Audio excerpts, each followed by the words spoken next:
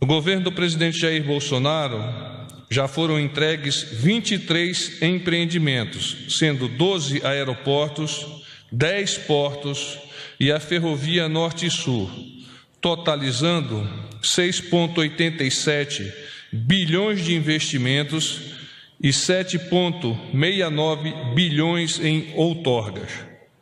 Além dos projetos já em andamento, foram apreciados na reunião a inclusão de 57 outros empreendimentos, sendo eles do Ministério da Infraestrutura, 5 terminais portuários para arrendamento, 1 terminal portuário para estudo e o Porto Organizado de São Sebastião, São Paulo, para desestatização. 2 empreendimentos de rodovias federais para concessão, 7.213 quilômetros de rodovias federais para estudo em 15 lotes rodoviários que atravessam 13 unidades da federação. 9 trechos de rodovias federais paranaenses para estudos, além de trechos estaduais relevantes. 22 aeroportos para concessão distribuídos em 3 blocos. Alienação das participações da Infraero e 6 empreendimentos para apoio ao licenciamento ambiental. Do Ministério de Minas e Energia, leilão dos volumes excedentes aos contratados sob regime de cessão onerosa. 6ª rodada de licitações sob o regime de partilha no setor de óleo e gás. 16ª rodada de licitações sob regime de concessão. Leilão de linhas de transmissão número 2/2019. Leilões de energia nova, A4 e A meia dúzia. Usina Angra 3 para estudos com vistas à sua viabilização e linha de transmissão de interligação Manaus-Boa Vista para apoio ao licenciamento ambiental. Do Ministério do Desenvolvimento Regional, projeto de integração do Rio São Francisco com as bacias hidrográficas do Nordeste Setentrional, é o PISF. Do Ministério da Economia, ações ordinárias detidas pela União no âmbito do Programa Nacional de Desestatização, PND. Estamos certos de que investimentos dessa magnitude trarão, ao longo dos próximos anos, mais empregos e renda, garantindo a retomada do desenvolvimento econômico do nosso país. Vamos fazer alguns comentários sobre o Ministério de Minas e Energia na questão leilão do excedente da cessão onerosa.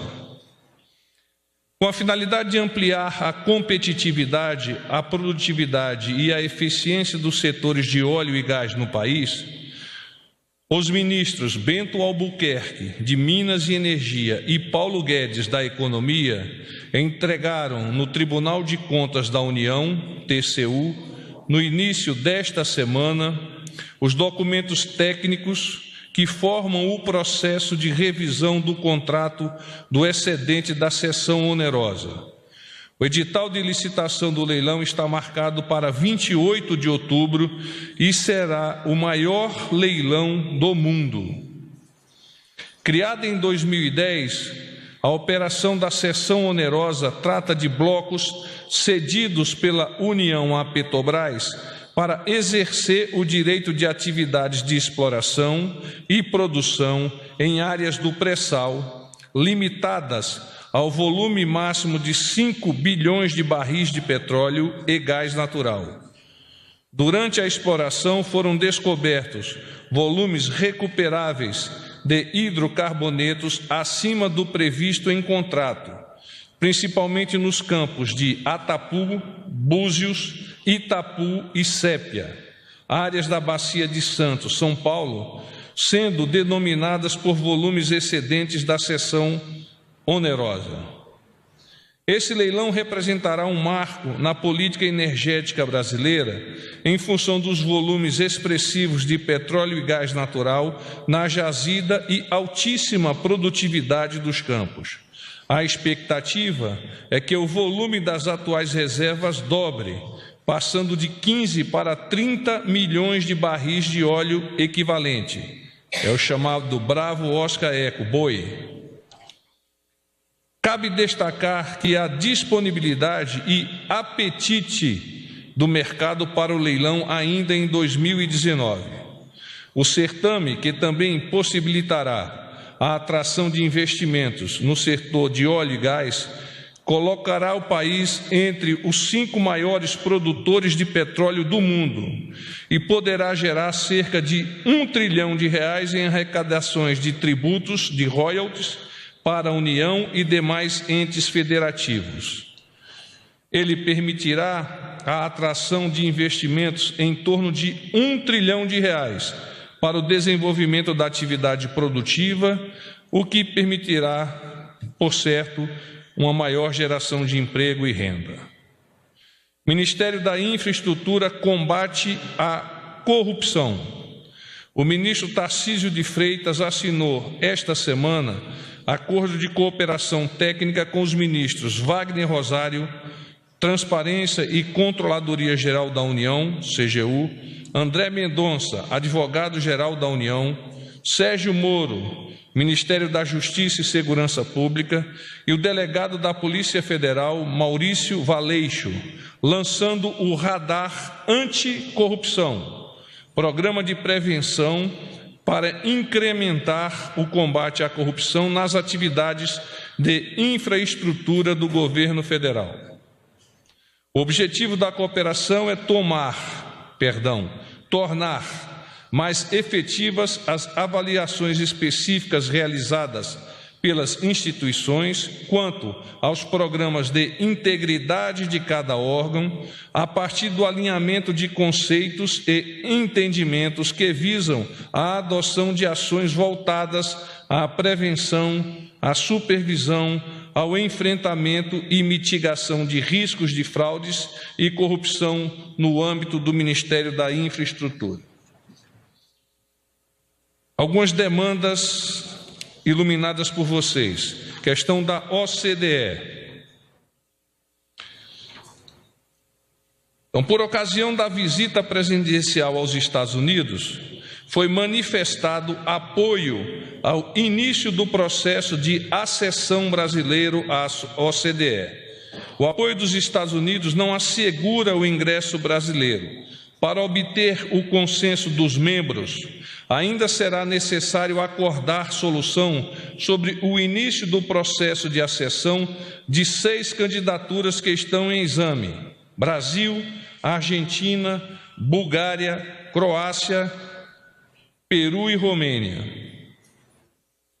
A União Europeia trabalha de maneira que em cada candidatura de um país latino-americano seja associada à candidatura de um país europeu. O MRE está realizando gestões em Washington e todas as demais capitais dos países da OCDE para que a acessão brasileira seja aprovada no mais breve prazo, se possível, já na próxima reunião do Conselho de Ministros da OCDE, a realizar-se em Paris nos dias 22 e 23 de maio. Há indicações críveis de que a delegação norte-americana dará tal apoio, embora ainda não esteja clara a posição daquele país sobre como procederia com relação ao conjunto das candidaturas. Questão OTAN. O presidente dos Estados Unidos encaminhou mensagem ao Congresso daquele país com o seguinte teor: de acordo com a seção 517 da Lei de Assistência Estrangeira de 1961, conforme emenda 22, USC 2321 quilo, estou informando minha intenção de designar o Brasil como um aliado principal não OTAN. Estou fazendo essa designação em reconhecimento aos recentes compromissos do governo do Brasil de aumentar a cooperação em defesa com os Estados Unidos e em reconhecimento ao nosso próprio interesse nacional em aprofundar nossa coordenação de defesa com o Brasil. Assinado Donald Trump, Casa Branca, 8 de maio de 2019. Vocês fizeram uma série de perguntas com relação à reforma administrativa. Criação dos ministérios das cidades e da integração. O governo do presidente Jair Bolsonaro propôs, desde os estudos na transição, o enxugamento da máquina pública que, ao longo dos últimos governos de esquerda, foi desvirtuada para atender diversos interesses. Com esse intento, o governo planificou a estrutura ministerial com 22 órgãos federais. Essa modelagem foi encaminhada ao Congresso por intermédio da medida provisória 870/2019, que reorganizou a estrutura administrativa do governo federal. O Congresso Nacional, a Casa do Povo, é o legítimo representante dos anseios nacionais e que tem a atribuição de discutir e aperfeiçoar as propostas do Executivo.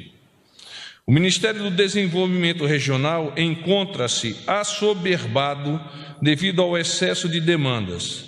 A reativação dos Ministérios das Cidades e da Integração Nacional é consequência de diversas solicitações de prefeitos externadas durante a marcha dos municípios e de parlamentares do Congresso Nacional. O retorno desses ministérios poderá dar mais eficiência, eficácia e efetividade nos resultados, fortalecendo as ações de governo em áreas que impactam profundamente a população de baixa renda, com o programa Minha Casa, Minha Vida. Diante desses argumentos, e comprovando que o governo do presidente Jair Bolsonaro não se exime de proceder a mudanças que atendam aos reais interesses da sociedade, que foram vocalizados pelo Congresso e caracterizando a oportunidade de melhoria, o presidente da República concordou com a proposta do senador Fernando Bezerra, relator daquela medida provisória. Além disso, o presidente ressalta que o ministro Gustavo Canuto continuará compondo o nosso time à frente do Ministério da Integração, agora nacional, mantendo o belo trabalho que vem desenvolvendo. Vocês também questionaram as questões COAF e FUNAI. Após as mudanças feitas pela comissão mista da medida provisória da reforma administrativa, apesar do posicionamento do governo, agora cabe ao parlamento aprovar ou não essas modificações. Em relação à população, ela deve exercer sua vontade, externando aos seus congressistas os seus interesses. Com relação ao decreto das armas, a pergunta foi: o presidente da Câmara, Rodrigo Maia, falou em inconstitucionalidade em alguns pontos do decreto das armas assinado essa semana. Então, qual a avaliação da presidência? A constitucionalidade do decreto 9875 foi analisada previamente à sua assinatura pelo presidente da República. A área jurídica do Palácio do Planalto entendeu ser constitucional e o presidente da República chancelou o entendimento ao assinar o decreto. O direito não é uma ciência exata. A existência de interpretações diferentes é natural. Com relação à agenda do nosso presidente, então, hoje pela manhã aconteceu o café, vocês tiveram ciência disso, capitaneado pelo ministro Santos Cruz. Às 10 horas, o presidente esteve numa demonstração de capacitação dos agentes de segurança do Gabinete de Segurança Institucional. E às 15 horas, os ministros Paulo Guedes, da Economia, Marcos Montes, Ministério de Estado da Agricultura, Pecuária e Abastecimento, substituto, Bento Albuquerque, Ministro de Estado de Minas e Energia, Santos Cruz, Ministro-chefe da Secretaria do Governo da Presidência, André Luiz, Advogado-Geral da União, Belivaldo Chagas, Governador do Estado de Sergipe, e Senador Alessandro Vieira, do Cidadania Sergipe, que é o vice-líder do Cidadania no Senado Federal. O encontro teve a finalidade, isso aqui estava no caput da agenda, tá? Agora vamos às finalidades. O encontro teve a finalidade de promover uma aproximação com o governo federal, e este encontro foi organizado pelo governador de Sergipe, que é o governador Belivaldo. Os governadores estiveram na capital federal por ocasião do Fórum dos Governadores, que se realizou na data de ontem. Nesse estreitamento, os governadores pretendem trataram com o senhor presidente da República retomada de operações de crédito, financiamento de projetos de infraestrutura, securitização da dívida pública, reforma da Previdência, pacto federativo, cessão onerosa e bônus de assinatura do pré-sal e demais assuntos de interesse da região Nordeste. Às 16h30, o nosso vice-presidente Hamilton Mourão esteve com o nosso presidente para tratar da Comissão Sino Brasileira de Alto Nível, a COSBAN, já que o nosso vice-presidente vai participar desse encontro representando o nosso país junto àquela outra nação amiga.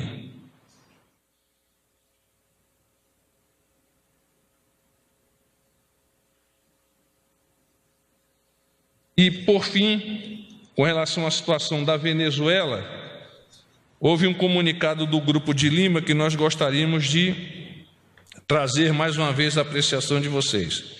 Os governos da Argentina, Brasil, Canadá, Chile, Colômbia, Costa Rica, Guatemala, Honduras, Panamá, Paraguai, Peru e Venezuela, membros do Grupo de Lima, expressam sua rejeição à decisão da ilegítima Assembleia Nacional Constituinte de retirar arbitrariamente a imunidade parlamentar dos deputados da Assembleia Nacional Legítima, Edgar Zambrano Ramírez, Henry Ramos Alupe, Luiz Germán Florido, Mariela Magalhães Lopes, José Simón Casaldilla Peraza, Américo de Gracia, Juan Andrés Mejia, Fred Superlano, Sérgio Vergara e Richard José Blanco Delgado, pelo seu trabalho na recuperação da institucionalidade democrática da Venezuela. Rejeitamos categoricamente, diz a nota, a prisão arbitrária do deputado e primeiro vice-presidente da Assembleia Nacional, Edgar Zambrano, que foi levado na noite da quarta-feira com uso de força para a sede da Polícia Política de Nicolás Maduro, a mando do general sancionado Gustavo Gonçalves Lopes. Isso representa um ato nulo e inconstitucional, uma vez que, de acordo com a Constituição venezuelana, o único órgão que pode retirar a imunidade parlamentar é a Assembleia Nacional.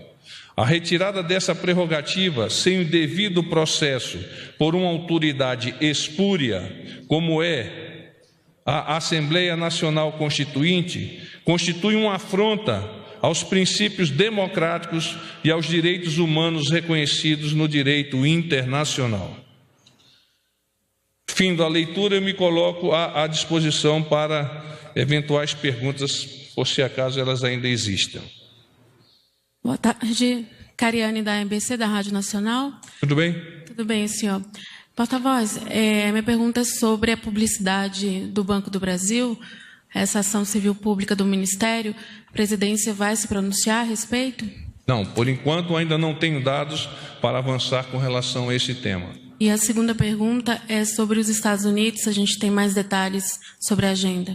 Tá, e nós temos já a partida no dia 14 à noite, eventos no dia 15 e 16 e retorno no dia 16. A agenda ainda está por findar-se, por adequar-se, e como eu já disse anteontem, assim que nós tivermos a possibilidade de disponibilizá-la, nós o faremos para que vocês façam seus ajustes, no particular a viagem. Porta-voz, Gustavo Uribe, da Folha de São Paulo. Tudo bem, Gustavo? Tudo ótimo. Hoje o ministro Sérgio Moro sofreu uma derrota com a devolução do COAF para a economia. O presidente Jair Bolsonaro pretende conversar com os partidos do Centrão para tentar reverter essa decisão em plenário? O presidente vai reunir-se hoje, em torno de 7h40, com membros do seu partido, o PSL. Não me esboçou interesse de realizar um contato mais aproximado com o que você chama de Centrão. Mas eu gostaria também de explicar o posicionamento do nosso presidente, não entendendo tratar-se de derrota de qualquer que seja o ministro e, em particular, do próprio presidente. É uma decisão soberana daquela casa e o presidente, democrático que é, a aceita in totum. Agora, uma última questão.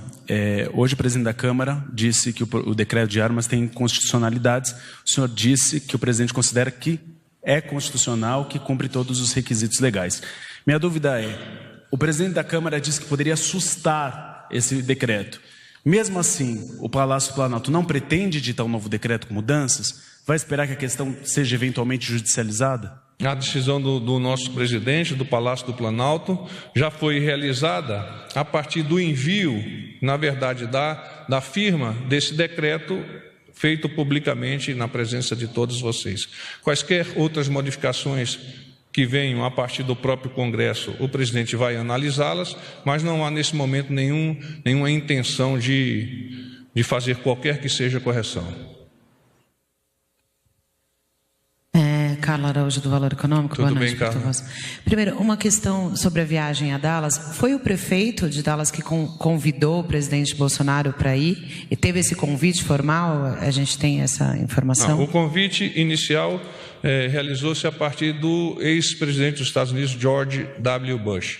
E os outros eventos estão sendo coordenados entre a nossa chancelaria e as autoridades americanas que gostariam de participar desse processo para permitir ao nosso presidente que seja reconhecido como uma pessoa ganhadora do prêmio, mas mais do que isso, para estabelecer ainda mais os contatos necessários entre o Brasil e os Estados Unidos, que vêm sendo fortalecidos a cada dia.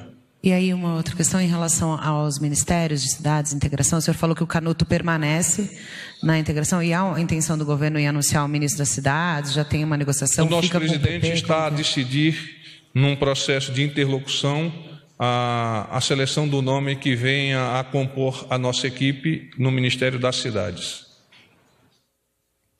Olá, porta-voz, boa noite. Luana Karen, da TV Brasil e da Voz do Brasil. Tudo bem? Tudo jóia? Depois da reunião dos governadores, eles elencaram duas principais reivindicações entregues ao presidente: tornar o Fundeb permanente e investimentos em infraestrutura na região Nordeste.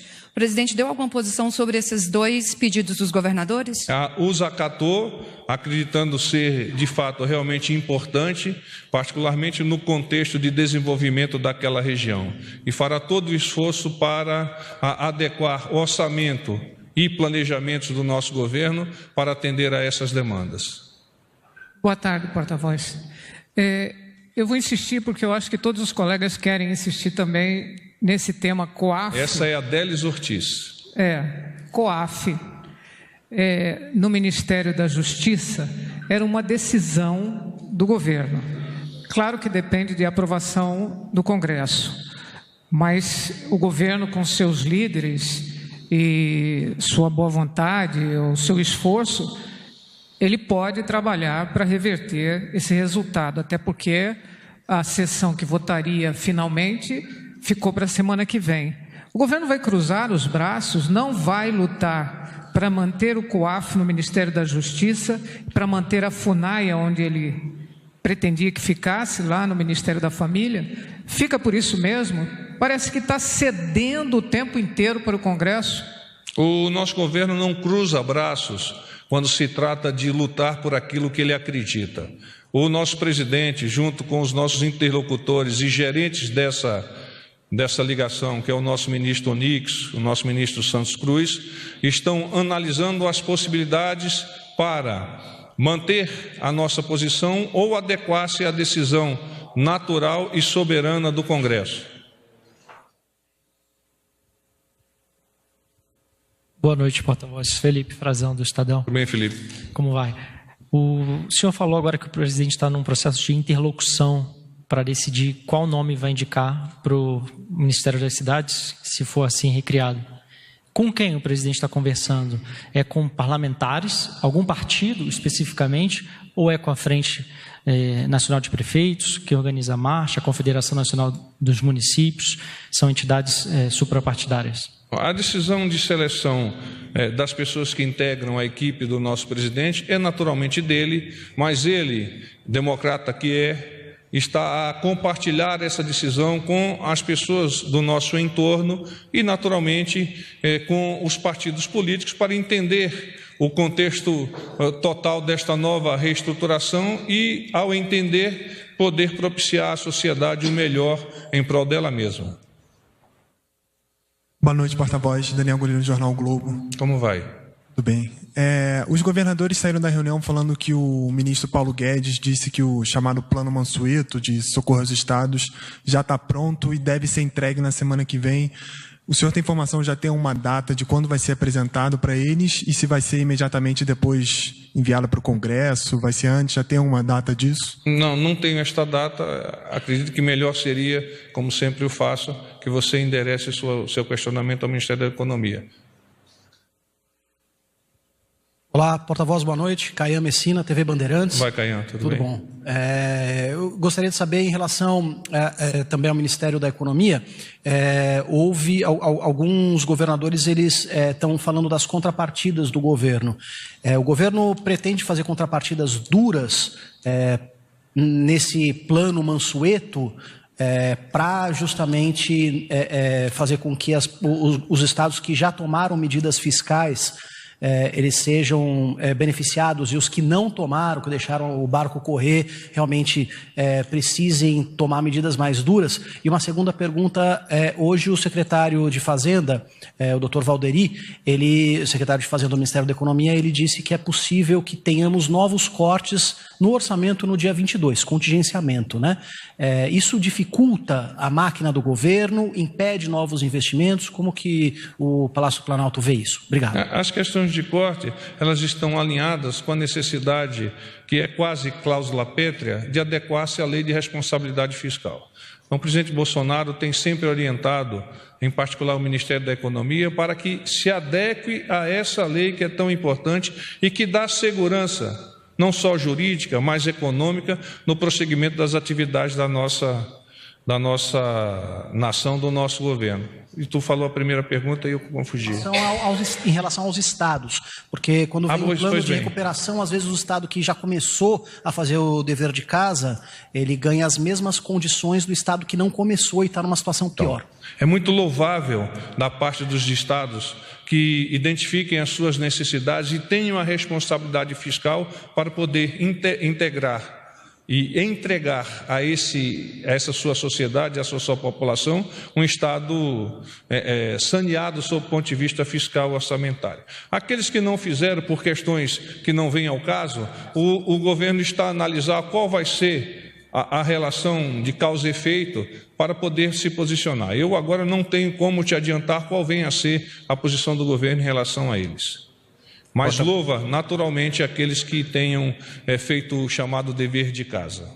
Porta-voz, boa noite. Romualdo, da Rádio Jornal do Comércio de Pernambuco. Como vai, Romualdo? Tudo bem? Em paz. Faz tempo que você não vem ao briefing. É verdade, eu estava em Pernambuco. Faz muito bem. Porta-voz, por gentileza. Duas questões. Uma é com relação à transposição do São Francisco, que o presidente falou aos governadores da necessidade de se pensar de como vai ser custeada a despesa da energia elétrica, do bombeamento da água. Parece ser uma questão pequena, mas é uma das maiores despesas, e o governo tinha falado até na questão da energia solar para trocar a energia elétrica pela energia solar. E, completando, no dia 24 de maio, vai ter a reunião da SUDENE no Recife. Está confirmada a presença do presidente nessa reunião da SUDENE? Sim, a nossa agenda prevê uma partida do presidente no dia 23, e ele vai exatamente neste dia fazer um reconhecimento nessa área da transposição do Rio São Francisco, dorme e participa de uma atividade na fábrica da Fiat em Goiânia, ali no limite com a Paraíba, e no dia seguinte ele participa do CODEL, né, que é o Conselho Deliberativo da SUDENE em Recife.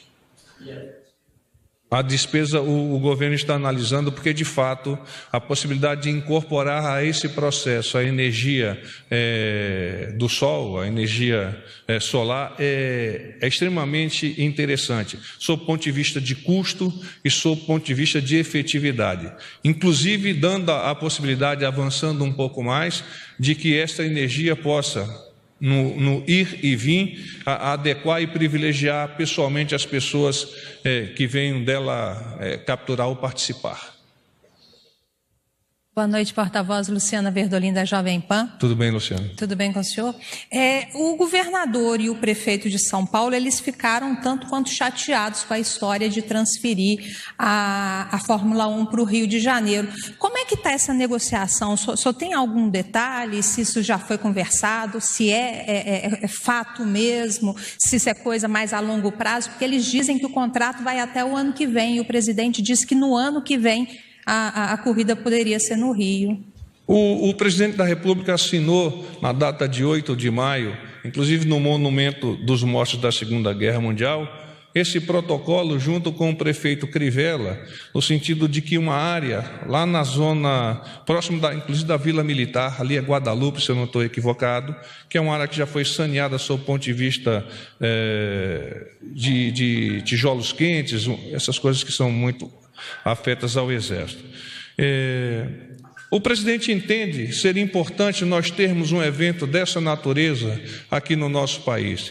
E, neste momento, entende que se qualifica ali a possibilidade de construção de um autódromo como a melhor solução para manter a Fórmula 1 aqui no país. Claro que ele está aberto ao diálogo, seja com o nosso governador do estado de São Paulo, seja com o nosso prefeito da cidade de São Paulo.